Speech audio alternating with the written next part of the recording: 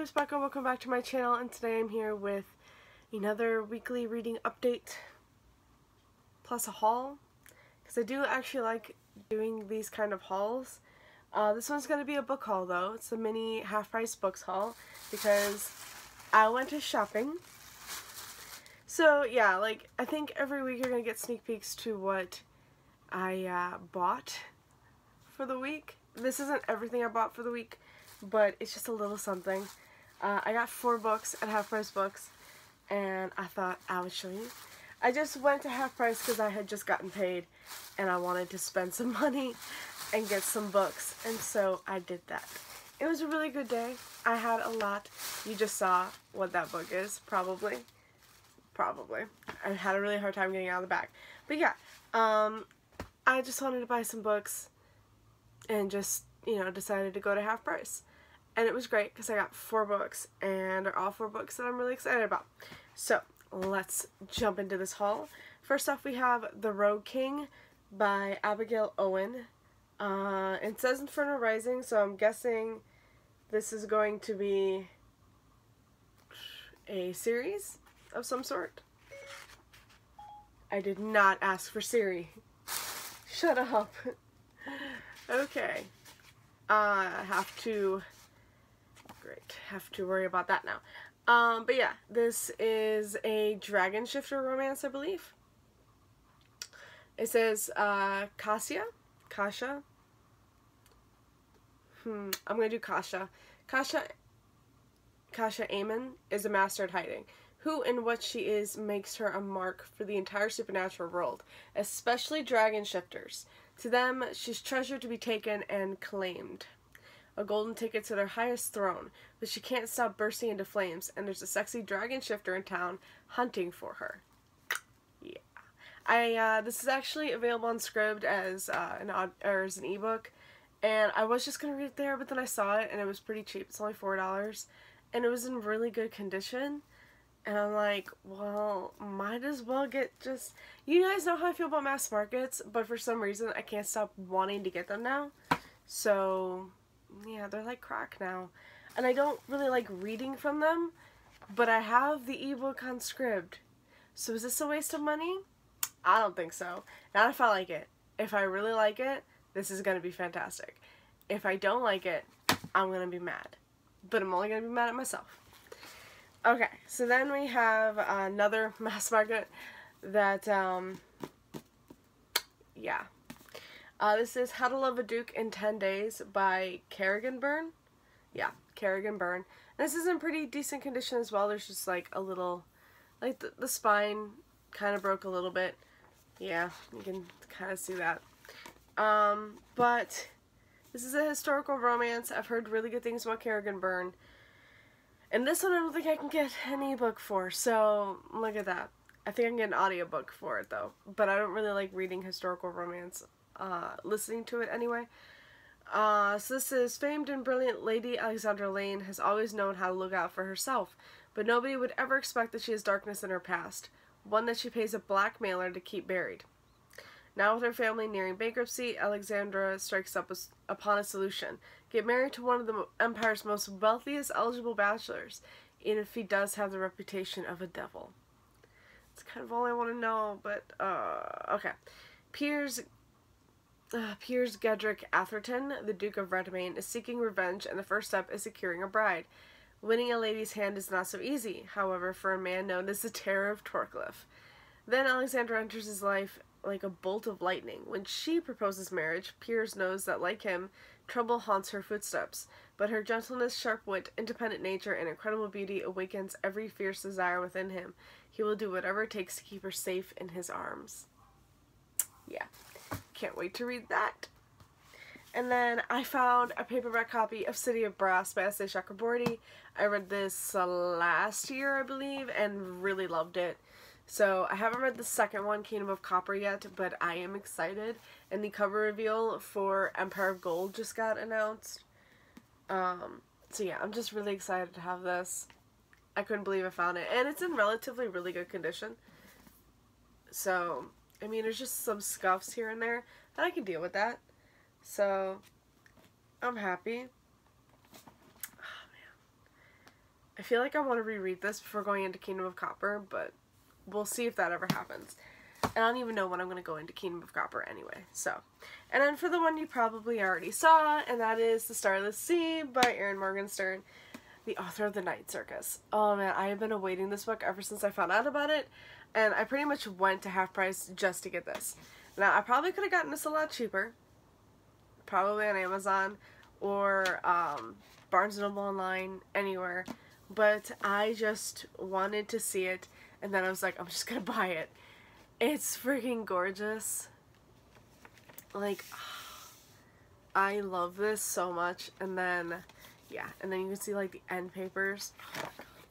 And then, see, look at this, look at this. Now, all I know about this is that it has to do with books in like a library or something like that. Oh man, I don't really want to, yeah, I really don't, like, I want to go into this semi-blind, so all I know is that this has to do with books in a library, like a secret library or something like that, and I am so excited for this. It's not even funny, like, I want to read this now. I just want to read this so bad, but oh my god, this is huge, like, I'm trying not to spoil myself, please don't. Okay, there's check.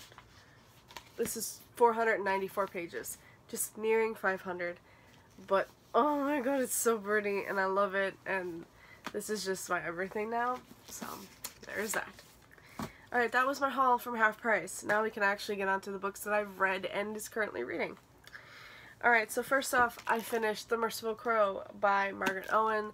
This is a fantasy set in a world where the caste system is like these, how do I say this? So each caste has a different mask of a bird. So we have like the phoenixes at the very top and the crows at the very bottom, and then we have peacocks and hawks and vultures and things like that. So each caste is a different bird. So they wear the masks that symbolize their caste. Yeah. And so we follow Fee, who is a crow. Now, I should also say that crows are, of course, the lowest, and they are shunned. All the other castes just treat them horribly, and this world has this plague that keeps affecting different people, and the crows are the only ones who are pretty much immune to this plague and are able to safely get in and eradicate that where that plague is and then get out. So like if someone has the plague, the crows will come in and perform a mercy killing and stop it from spreading to, you know, other people. And then we follow Fee, who is a crow. She is she's the future chieftain of the crows. And one day, the plague beacon ends up being lit by the phoenixes. And the phoenixes are the highest. They are the royal family. So they rule over this kingdom. And it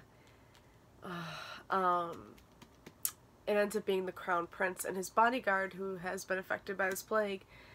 But a little later on you find out that that is fake. They fake their deaths, and her pa, the actual chief, has helped them fake their deaths in order to get away from the palace and find a safe place somewhere else, because the queen, the crown prince's stepmother, Rosanna, has been trying to kill the crown prince for quite some time. So it is time for him to finally get the hell out of there before he does end up dying, and stop Rosanna from the outside, because apparently she wants to kill the king as well and take over and become just one ruler. So with the help of the crows, him and his bodyguard end up trying to get to this safe place to find these people that will help them stop Rosanna, with house them first and then help them with their plan. But things go horribly wrong, and Fee's clan ends up getting captured along with her father, the chief. So she is all alone with the crown prince and his bodyguard, and they have to go on this journey to find somebody who will help them. And things just don't always go the right way. They are being hunted down by vultures, which are like the assassin caste, and other things that have just been conjured up to hunt them down. And this was actually really good. I really enjoyed it. There is a little bit of romance in this. I thought that was really good. I am really looking forward to book 2. Like, it doesn't all get resolved. Certain things get resolved, but the main majority of it, like the war against Rosanna, does not get resolved in this book. That will continue to be ongoing. But I really enjoyed this. I thought the writing was really good. The characters, I actually really liked. There were some characters I didn't like. Mainly the Crown Prince. I did not like him, but he kind of grows on you later on. So, and I do like Fee. I think Fee is just, she doesn't really like take shit. And I love that. You know, she's not afraid to speak her mind about what she believes in and what she thinks is right. And I really like Fee. And I really like the relationship that was happening between her and somebody else. So yeah. I give this 4 stars. I really am looking forward to book number 2 though. Alright, and then I finished Heartstopper Volume 2 by Alice Oseman. I needed something quick to read because I feel like I haven't been reading at all, because I really haven't. I went 2 days without reading anything yesterday, yesterday and the day before. Like, I didn't read a thing of the books that I had chosen to read. I was reading like webtoon and fanfiction, and yeah, I really need to stop doing that when I need to read. But I also felt that I just wanted to be like playing games or watching movies or something, like shows, other than reading, and I want to at least incorporate some amount of reading into my day. And I feel like with the books that I chose to read, did you hear that? I dropped it. Of course I did. This isn't a video if I don't drop a book. Or something. But yeah.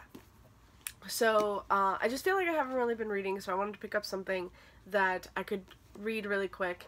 And, of course, I wanted to read Heartstopper Volume 2 so bad, because I loved Heartstopper Volume 1.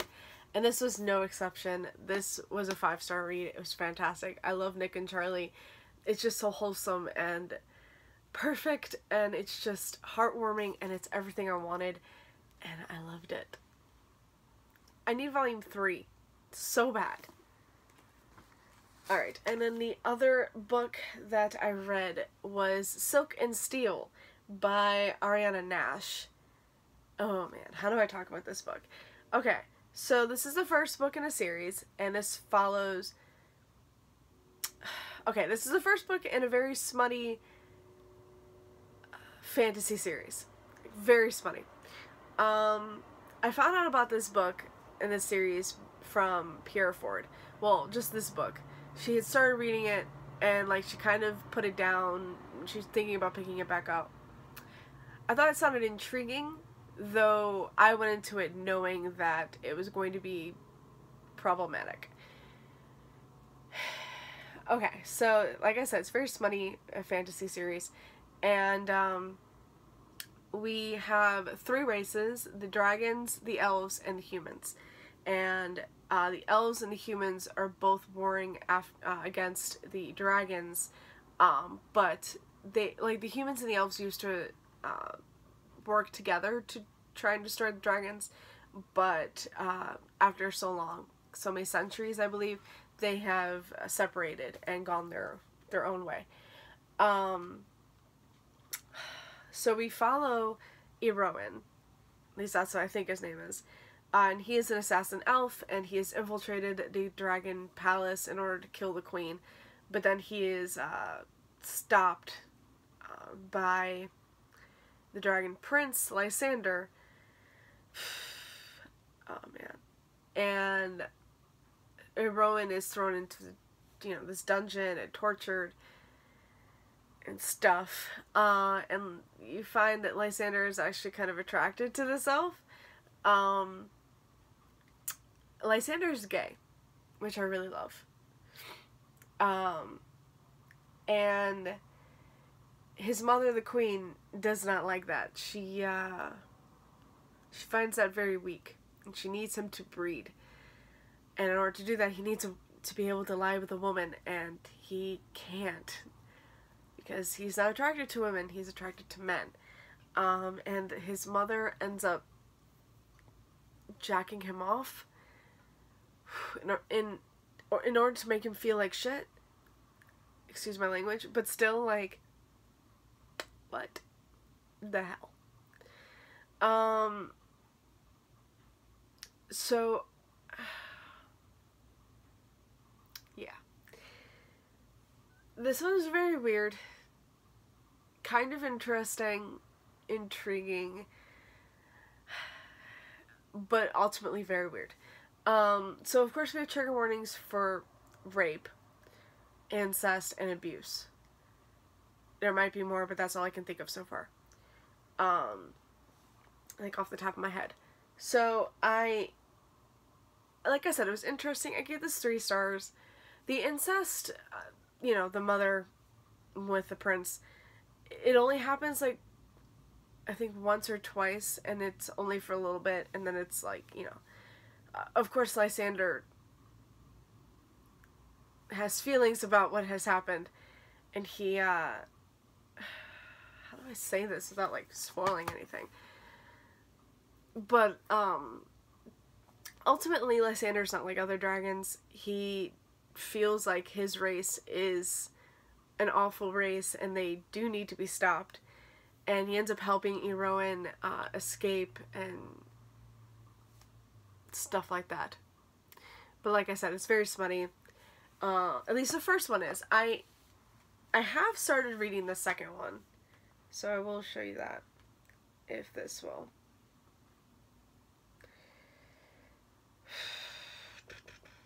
So I have started reading Iron and Fire, which is book 2. And so far, I'm not exactly enjoying it. Like, the first one is very smutty, and the second one, it's definitely more, this one is definitely, trigger warnings for rape, and,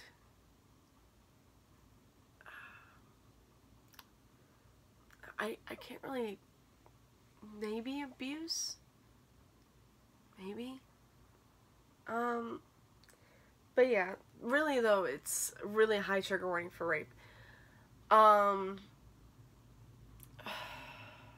And possibly, like, depression because of what happened. So far it's okay. Nothing, like, I want, like, something, like, I'm invested in Eroin and Lysander. And I really enjoyed the Captive Prince trilogy for reasons, but I really enjoyed it for the characters, and I wanted to see my 2 babes, like, you know, my 2 guys finally get together, and they do at the end. And that's what I'm waiting for with Eroin and Lysander. But nothing seems to be happening in the second book, so we'll see how that goes. Hopefully, you know, it's free on Kindle Unlimited. Like, it's on Kindle Unlimited, so I'm, like, not spending any money for it other than the subscription fee that I pay. So I'm just like, so far, it's so, you know, alright. Man, it's already getting really late. Okay, next up, I have started reading The Bromance Book Club by Alyssa K. Adams. We follow a professional baseball player, him and his wife are going through a divorce. How do I say this? So, Gavin, our main character, found out that his wife has been faking it in bed pretty much their entire marriage. And, he did not handle that well. And so now his wife wants a divorce, and so now he ends up joining this book club in order to, I guess, help save his marriage and get better with, you know, learn more about like romance and stuff like that. I'm only 2 chapters in, so I can't really tell you that much. I'm literally only on chapter 3. I'm 28 pages in. I am enjoying it, and I want to read more, but I haven't been able to read it all. So, but I really do want to pick that up very soon. And then I am only on chapter 2 of this one, which is page 22. And that is Kingdom of Souls by Rena Barron. And this is a fantasy featuring witch doctors. And we follow our main character, Ara, who, you know, comes from a line of witch doctors, and they all have magic and stuff like that, and she does not. And she is not handling that very well. She wants to have magic. If she comes from this race of people, why does she not have magic? So she ends up, like, sort of cheating the system and creating her own magic or something like that.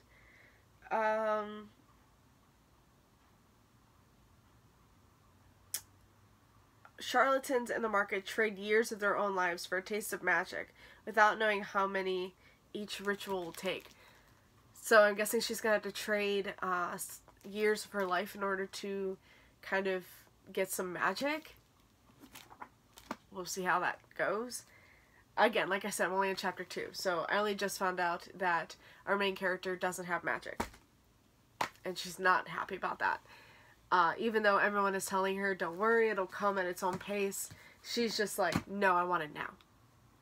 So, but yeah, that's it for me today, guys. I hope you enjoyed this video. Let me know if you've read any of these books and what you thought of them, and I will talk to you guys later. Bye. Happy reading.